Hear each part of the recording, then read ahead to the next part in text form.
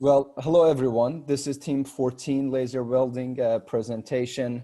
It's unfortunate that we cannot meet each other in person, but I'll give the floor to the team and I'll let them give their presentation.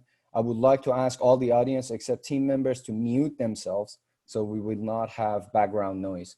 At the end, I'll open up the floor for the questions. If you could post your questions in the chat, I'll be reading out the questions to the team to be answered. Team, go ahead. Hello, everyone. First of all, I'd like to start by saying thank you for attending our senior project presentation for the design and development of the laser welder for Keytech Incorporated. We are Team 14, which consists of Thomas, Sean, Zach, Chaz, Darren, and myself, Devin. We also like to take this time to say thank you to Professor Islami, our faculty advisor, Professor Brown, and our industry advisor, Danica Gordon. So it's important to note that with this project, we started off by outlining it through a product development process. And we split up our project into two portions, the fall semester as well as the spring semester. So in the fall semester, we started off with our conceptual design, where we defined the problem, gathered information, generated concepts, and then evaluated these concepts. And then later off in the spring, we worked on our product architecture, configuration of design, parametric design, and detailed design. And it's also very important to note that throughout this presentation, we're going to be outlining these steps and pretty much presenting our information to you in this structure. So it's important to note that Keytech Incorporated creates biomedical devices. And by doing this, they need to put together two pieces of plastic together. So we decided that our job as a team was to create an in-house, easy-to-use system that attaches a thin film plastic polymer to different substrates. So now at this time, I'm going to hand it off to Chaz, who's going to discuss the initial research and initiation stage of our project. Thanks, Devin. So starting off with our initial research, we wanted to understand why exactly we were laser welding. Well, Keytech has these prototypes, and one of the problems they have with attaching the film to the substrate is the small contact area. Combined with their low adhesion ability, this was not the best fit for them. They moved on to laser welding. Laser welding offers them versatility between their prototypes. They can easily weld multiple different surfaces. It offers strong adhesion strength, and it's actually already used by their customers in a lot of their existing products. Now, in order to really understand what this project encompasses, it's important to note how laser welding actually takes place. If you look on the right, you'll see there's a substrate material sitting on top of an adjustable platform. This adjustable platform moves the substrate material so as the focal distance of the laser away from the laser. On top of the substrate material sits a thin film material. This film material is completely transparent to the laser. Once the laser makes contact with the substrate material, the substrate heats up and melts. This then causes the thin film material on top to melt as well, and once they cool, it forms a weld. Now, part of this project was coming up with our design constraints. Keytech came to us with this problem, and we needed to identify what we needed to accomplish. One of the key things they needed was a material combination of polycarbonate to polycarbonate. They also needed to be able to weld an area of at least 6 by 6 inches, and the welds needed to withstand at least 40 psi of pressure.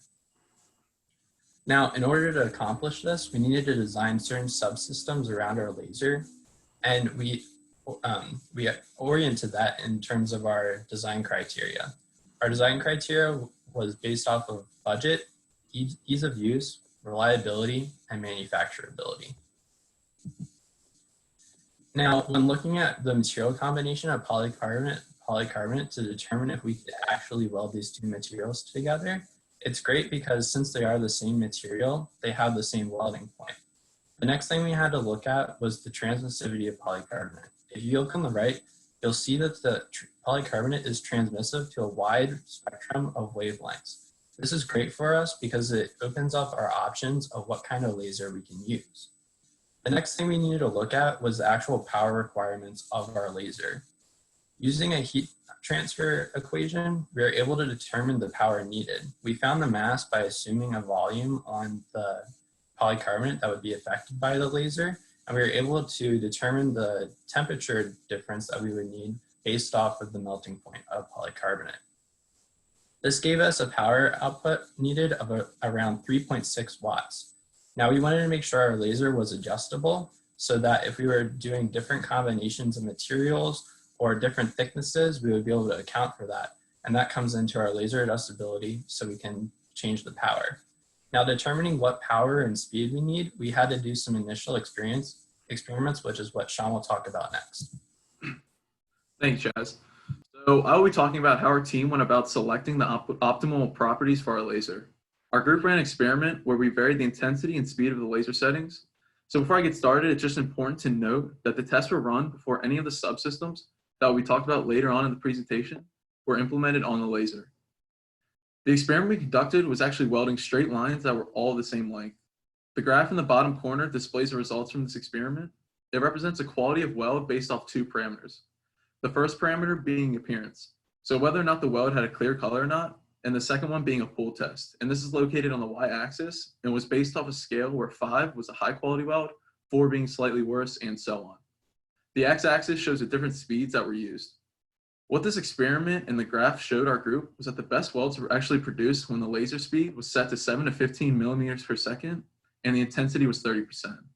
Our group found that intensity and speed of the laser are extremely crucial to a quality weld. But an important parameter that's not able to be shown or depicted through the data and through that graph is how crucial clamping down the film to the substrate was in order to get that quality weld that we were looking for. So once we had the optimal parameters kind of dialed in, we had to figure out the bed size and XY mechanism. We needed to figure out how to transfer what we had on the CAD into the laser software. We found out that the laser utilizes a G-code, so we did some research and found an online software that actually takes the CAD file and generates a G-code. We then ran into two complications. The first one being fillets and U-shaped paths. This is due to the fact that the laser does the arc last. So if you kind of think of it like a U, it doesn't take a continuous path. It actually does the first straight line, stops, does the second straight line, and then comes back and does the arc. The other complication that we ran into is that we did not have enough time to dial in the home position of the laser, meaning the laser essentially just starts wherever you place it initially. One temporary solution to that is that the laser does have a feature where you can run a test pass with just a light. That ensures that it does not go off the platform and is following the desired path you want it to. Sadly, we did not have enough time to completely solve these issues, but as of right now, the laser is fully operational without these two capabilities. So earlier we addressed the first phase of our project. Based on what we found from our experimental results, I'll be passing it off to Darren, who will be talking about how we progressed on to the next phase. All right, thank you, Sean. So it became very apparent to the team that in order to gain a quality weld, there needed to be tight connection between the film and the substrate. So as a team, we decided to come up with 3 different subsystems to help accomplish this. The first of these welder subsystems is the film clamping subsystem. So as you can see from the blue outline, this interchangeable piece would be placed on top of the film, and then this would rest between the platform and the film and ensure a tight connection. So the second is a laser mounted subsystem. This would be directly attached to the laser and have an interchangeable PTFE bolt, more commonly known as Teflon, inserted at the fixture tip. So this would apply a localized pressure as the laser moved around. The third was the adjustable platform. So here, the substrate would rest on the adjustable platform, and the technician would rotate and adjust the height level depending upon their needs. And this was found to be usually at the 18 millimeter focal length that was outlined previously. And then so, oh, sorry, Chaz. Chaz, you go back real quick. Oh, and then so each of these subsystems, 3 concepts were generated per subsystem, and then based off that design matrix that Chaz talked about earlier, the best subsystem was selected. So moving on to the film clamping subsystem, at first we wanted to use a weighted steel plate, but unfortunately due to the virus, we weren't able to use this because it needed to be machined. Steel was originally chosen because of its weight and to secure that tight connection. So eventually we ultimately went with an acrylic plate This was manufactured and laser cut at Widener University, and it was broken into 2 parts for easy interchangeability. And so ultimately this acrylic plate was implemented into the final subsystem. So looking at the second one, the laser mount, at first we went with in-house 3D printing, but through the iteration process, it was found that it just didn't cut it. So ultimately we had this professionally done, as you can see in the second photo. And then so the PTFE bolt, as you can see in that little hole, would have a hole drilled through it using a lathe, and then be inserted the fixture tip. A PTFE bolt was chosen because of its low friction coefficient. This would reduce any kind of unwanted lateral forces that might rip or tear the plastic. And then this was ultimately incorporated into the final subsystem. So next I'm going to be passing off to TJ to talk about the final subsystem, the adjustable platform. So as Darren explained, he went through the first 2 of the 3 subsystems. This third one we had was the adjustable platform. You can see on the left, we had an initial prototype, which had a shortened platform. And this basically was just used as an alignment test. It basically just tested to make sure that the 2 support rods, the threaded rod, and 3D printed supports were all aligned correctly. And once we were able to confirm that, we then were able to manufacture the full platform. This was made of lightweight acrylic, which was also laser cut at Widener and was eventually implemented into the final design, which you can see on the right. So moving on from that, if I take a moment to look back at our product development process, these last few slides showed the iteration process, the manufacturing process, and finalizing the designs of these subsystems, which take place during the product architecture, configuration, parametric design, and detailed design part of the PDP. And you can see on the right here that through this process, we were able to get a functioning finalized laser design. So moving forward, using that finalized design, we needed to test the welds to see how well they held up. And we had this initial plan of using a pressure vessel in which we use an aluminum pressure vessel with a test piece secured inside, and the other side would be a coupling, and this coupling would then be attached to an air compressor, and air would be added until the weld failed. The problem was that when the coronavirus came up, we were unable to actually machine this device. You can see on the right that we actually had all the materials purchased, but we were unable to machine the vessel. So as a result, we had to go to a backup plan. And this backup plan utilized a solid mechanism, which was used to simulate what air pressure would do on the test piece. You can see it was made of 2 3D printed parts, the plunger and the base, and a test piece would then be inserted into a slot at the bottom of the base. The plunger would then be put into the top of the base and on top of the film part of the test piece. After that, a bucket would be placed on top of the plunger and be filled with water until failure happened. At that point, the bucket would drop through the test piece and the water would be shut off so no more water could get in the bucket. And then the bucket would be weighed and then divided by the surface area of the tip of the plunger to calculate our pressure. There are a couple issues with this device. Basically, since we're using a solid mechanism, it's not actual air pressure, it's just simulating air pressure. So there's no way to tell if the weld was fluid tight throughout the whole testing process. In addition, the weight distribution of a solid piece is not the same as the weight distribution of if air was being pushed up against the film. And now that you saw how we tested these welds, I'm going to pass it off to Zach to analyze the results that we found. Okay, great. So now that TJ talked about how we were going to test the pressure, I'm going to talk about the results that we obtained. So the first step is to obtain the optimum laser settings that will produce the highest quality weld. And in order to do this, we tested a multitude of different laser intensities as well as laser speeds. So this experiment was different from the one that Sean explained, because the one that Sean explained was really just testing the power of the laser and making sure a polycarbonate to polycarbonate weld could be made. And that also used a peel test, as well as we only welded a straight line. This test, as Tom said, actually uses a circle and pressure. So now explaining the results. If we look at the graph, we can see that the top purple dashed line is the required 40 psi that was specified by Keytech. On the y-axis is the pressure that each sample was able to withstand. And looking at the x-axis, we can see that there are actually three parameters. The first one is the laser intensity, which is the bottom parameter. The middle parameter is the laser speed, and the top parameter is the trial number. As you can see, there was 4 trial numbers done for each sample. Also, to conclude, in the red box, you can see that the optimum laser condition was determined to be a laser intensity of 45% and a laser speed of 4 millimeters per second. So now that we concluded at a optimum laser setting, we needed to increase the amount of samples of this setting. So here are the results from our data. On the left, you have a simple bar chart which shows the distribution of the welds. There was 35 different welds that were, 35 different samples that were done, and I would like to note that 2 of them were able to withstand a pressure of over 40 psi.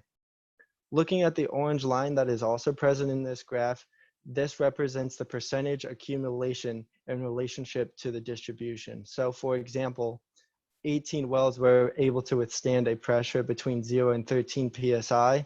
So if I go to the middle of this bar graph and go up, 18 divided by 35 is about 50%. So that is what that orange line is showing. If we look to the right, we can see that the team decided to plot the pressure that each sample was able to withstand against the corresponding trial number. Unfortunately, a linear trend wasn't able to be recognized, as you can see by the linear regression coefficient in the top right. It's very close to 0. One trend that the team did notice was if you look at the trial number 10 and look to the left of it, you will see that most of the results are very close and compact and consistent with each other. But if we look towards the right of trial number 10, we will see that the variation is much greater and that is very inconsistent and sporadic. This raises questions about the laser, such as, does it take time to warm up so the settings would be different, or does it actually lose power over time? Both of these questions looked at the repeatability of the laser and was unable to be fixed in this project. So in conclusion, the team was able to design, develop, and build a successful laser welding prototype that met the project requirements. Additionally, we would like to look into the repeatability, but due to the circumstances, we were unable to do this. And we suggest that any person or team that looks at this project further chooses that as a starting point. Overall, looking at the project management, we were able to have $177.94 of the original $1,000 budget left, and any key deliverables such as software, CAD, and final report will be delivered to Keytech in the end. So once again, we would like to thank you all for listening. If you have any questions, we would love to answer them now. Well, thank you very much. So it's perfect timing so far. I'll go ahead right to the questions, and I'd let you guys decide who wants to answer them. So one question is, from a safety perspective, why did the team plan to pressurize cylinder with air pressure versus hydraulic pressure?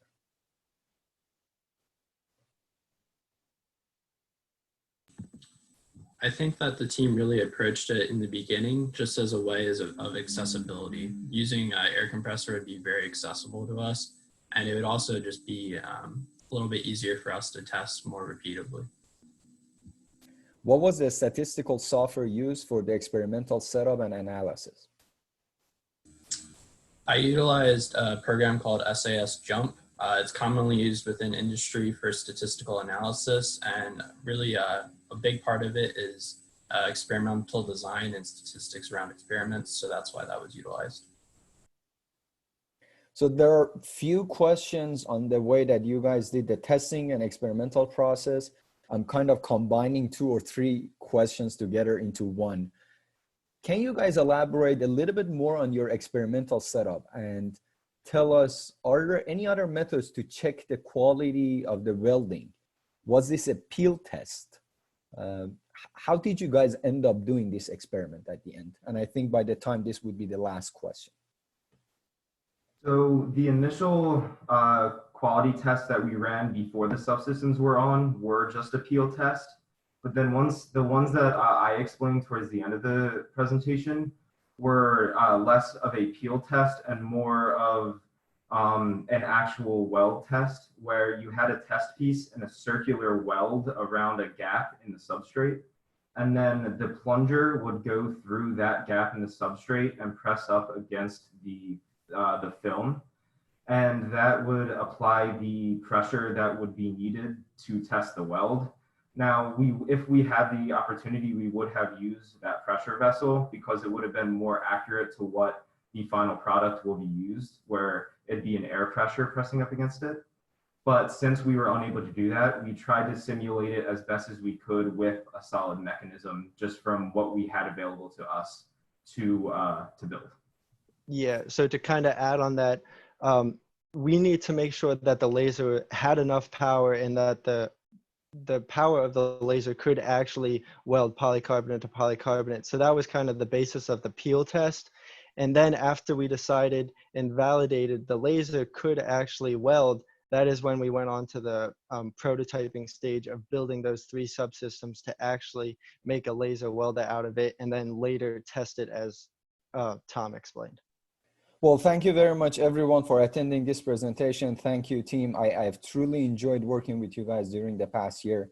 I wish everyone a safe and healthy environment at home, and hope to see you guys soon in person. Thank you all. I stop recording now. Thank you.